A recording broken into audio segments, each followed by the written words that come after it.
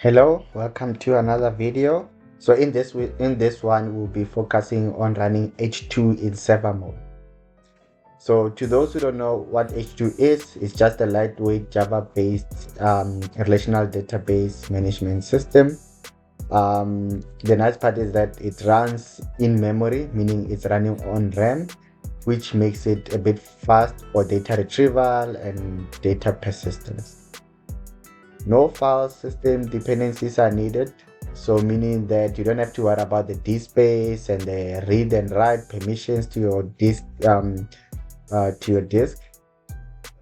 And the nice part is it simplifies development. You don't have to go and download and install database and maintain it and have permissions and all that headache that comes with installing a new database.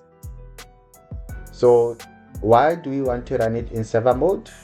In use cases where you have multiple microservices which are making use of the same database, you can have it running and exposing the TCP connection and have those multiple applications connecting to it. The other one can read and write and manipulate the data. And the nice part is that you can also use your database clients such as your IDE or web browser or any other client which supports TCP connection. Then they can connect and then you can visually see your data and manipulate it.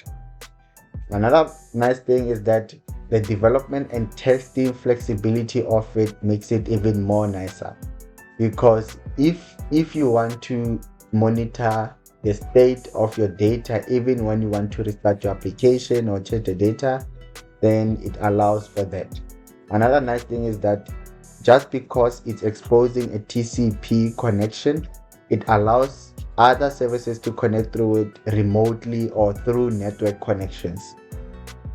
If you have many developers, you want to use the same database, you can deploy it somewhere central, and then all other microservices, they can just connect to it and manipulate the data.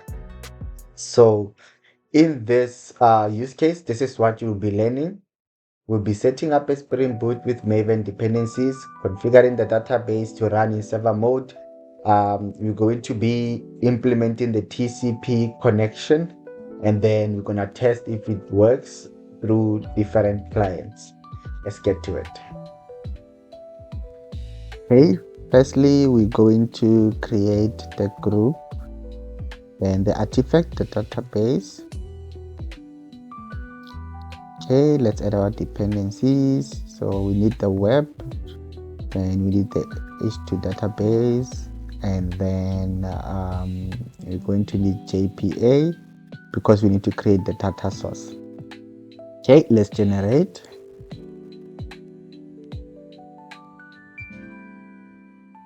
Okay, here's our Bootstrap application.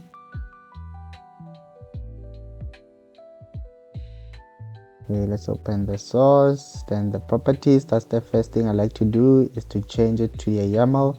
I like the layout of the YAML instead of properties files. It makes it easier for me to read.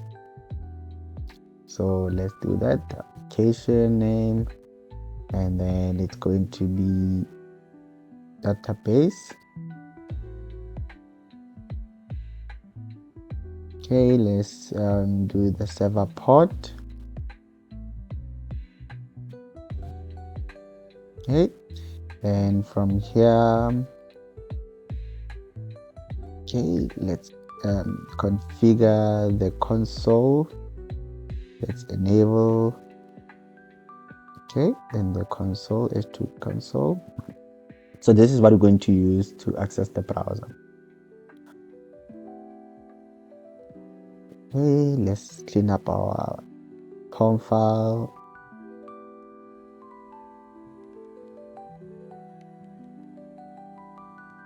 Okay. Then let's create our package config. Okay, then let's add the configuration file to database configuration. Okay, this is a configuration file, so we'll annotate it with add configuration. Then let's create our bean. So it's public, it returns the data source.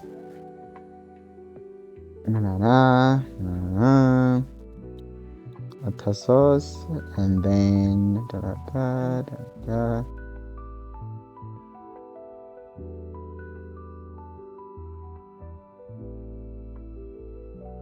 okay, let's clear up all of this. So we're creating an initialization where we'll be creating our TCP server. So let's define our directory. So I like to use the root directory of the project so that I can just go and delete the database if I want to restart or create new sets of data. Okay, so then there's configure our arguments which will be used to start up the server. Then we need to, okay, so you need to remove the runtime scope if you want to have the H2 tools, right? So it's not a new instance, it's a constant class, it's a static class. So we're going to remove the new keyword, then create server, pass in those arguments. Then let's start our server, then create the data source builder, the source builder dot create, then the URL, password, and that. Then we're building it. Then you pass in the port that we want it to start on, and then the name of the database that we want to create. Then now we have to annotate it with a bin, because when an application starts, you want Spring Context to create this bin for us, which is going to be exposed at runtime. Okay, let's start it. Okay, no exceptions. That you see it's exposed in the H2 console and the application is running on 9111. So let's see. Okay, slash H2 dash console. There you go. So let's switch to server, H2 server, and the URL is on the application. You can see let's copy that, and then after copying we're gonna put it there, and then the password is password, and test connection of detail. Okay, password, connect. Yay, now we can connect. So let's create a temporary let's create a table. Okay, on my database I like to create schemas, so let's start with the schema. Create schema, let's call it test. Okay, run. Okay, there we have test. Look, and then we just created a users table with all the data types and the attributes. Okay, then let's, okay, yeah, so far so good.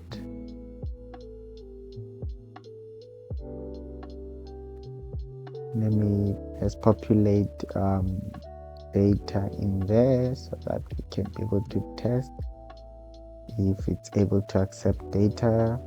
Okay, let's insert. Okay, inserting data, successful. Okay, let's run select all from test.users. Okay, there's a record, so our data is persisted into the database. So from here we can test that are we also able to connect through our IDE. So let's create the data source. Okay, H2, then there's the data source, and then we paste the URL. Then let's update the driver. Okay, it will be admin, and then password will be password. Okay, let's test connection.